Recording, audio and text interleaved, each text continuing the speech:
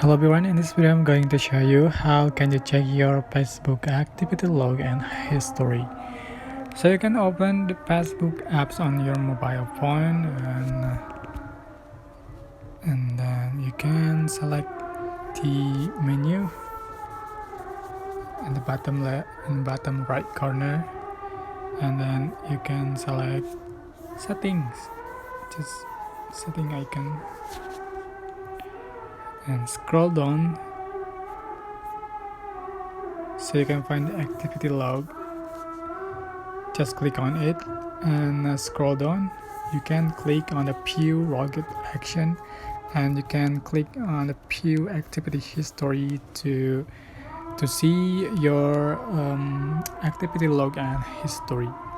So that's how you can check your Facebook activity log and history in Facebook mobile. I hope this tutorial was helpful for you. Don't forget to like, comment, share, and also subscribe. Thank you so much for watching.